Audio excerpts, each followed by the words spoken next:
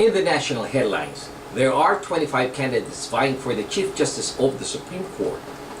As the Judicial and Bar Council closes its door July 2nd for candidates vying for the Chief Justice post, a total of 72 candidates have been recommended or applied to be a nominee in the highest judicial position in the country, with 25 recommendees accepting their nomination.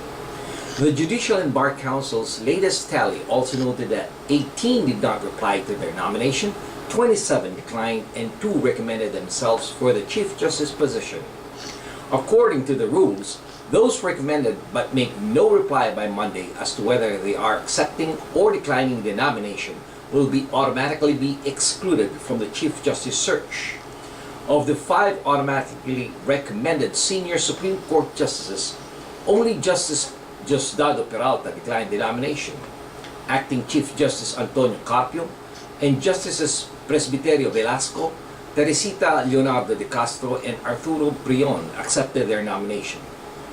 After the application and acceptance of aspiring nominees, the Judicial and Bar Council will evaluate the qualification of candidates. Subsequently, the Council will publish a long list of these candidates. Any opposition to a candidacy must be filed within 10 days. Following the Judicial and Bar Council's discrete background checks, the Council will publish a shorter list of candidates who will go on to be publicly interviewed. The Judicial and Bar Council will cut down the short list to at least 3 nominees from which the President will choose the next Supreme Court Chief Justice. The President has 90 days in which to make his choice.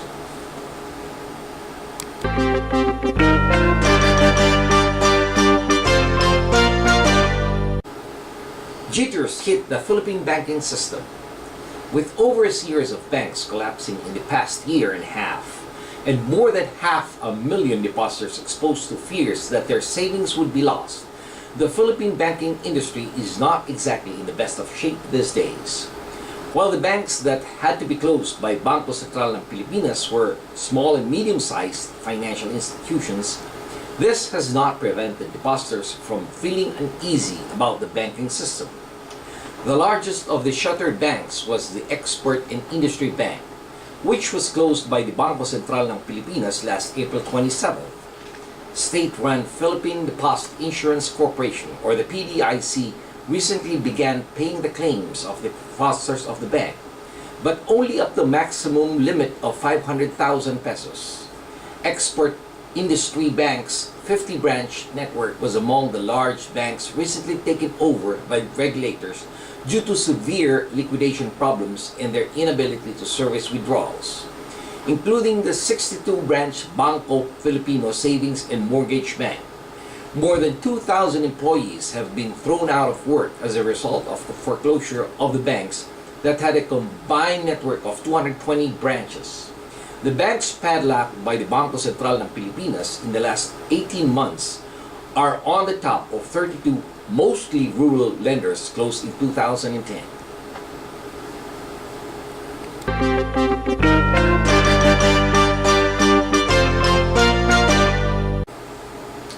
Banawe rice terraces are now off the endangered list.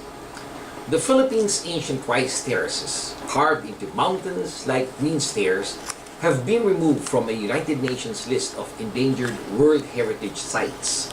The UN office in Manila said June 28. The 2,000-year-old living cultural monuments were put on the World Heritage Committee danger list in 2000 at the Philippine government's request to rally local and international aid and for better management of their preservation. According to the UN Information Office, both actions were successfully undertaken, leading to the conservation of the remote high rice fields.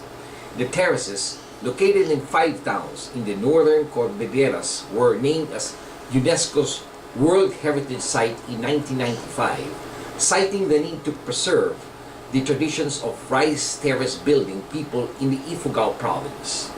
The repair works, estimated to cost 50 million pesos, are being funded by the government and private donors. UNESCO described the terraces as an expression of sacred traditions and a delicate social balance which have helped create this landscape of great beauty that expresses the harmony between humankind and environment.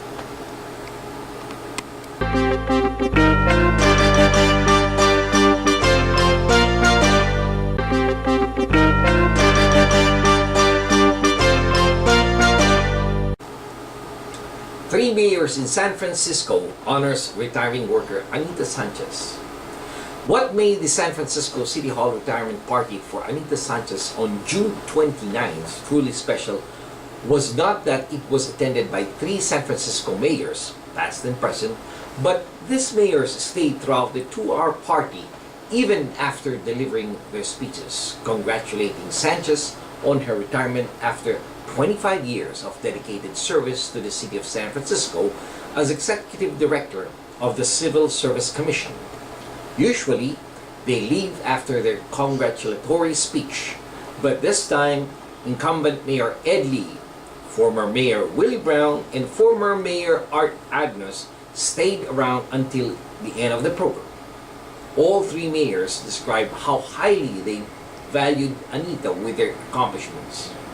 In his speech, Mayor Lee announced that he had officially declared June 29 as Anita Sanchez Day in San Francisco.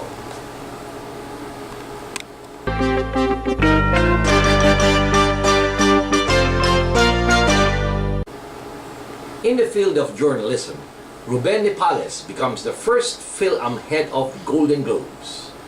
Los Angeles-based journalist and now author Ruben Palace has been elected chair of the board of directors of the Hollywood Foreign Press Association, which presents the annual Golden Globe Awards.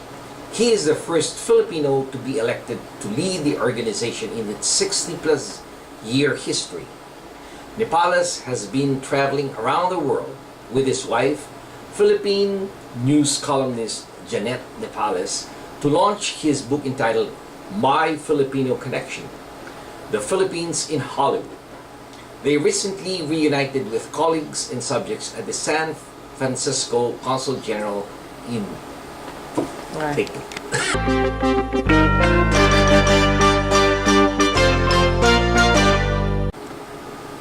And in the field of entertainment, Grammy awardee Alan Pineda Lindo recalls what helped him search for a better life. Alan Pineda Lindo, more popularly known by the name of Appleby-Up of the Black Eyed Peas, expressed his gratitude to SIPA as he was given the opportunity to showcase his breakdancing and express himself. He received the Gintong Tulong Award for Corporate Philanthropy from the Search to Involve Filipino Americans, more popularly known as SIPA, at its 40th Anniversary Awards benefit dinner and concert held at the Glendale Civic Auditorium.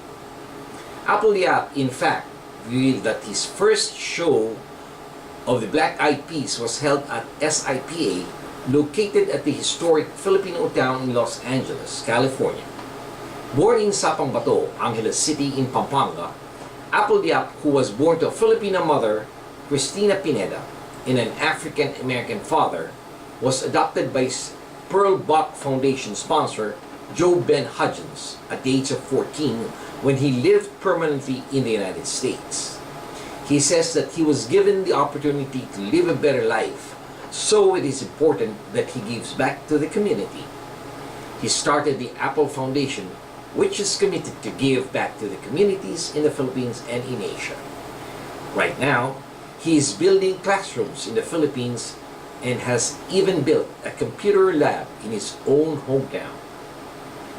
And this has been your weekly news in review.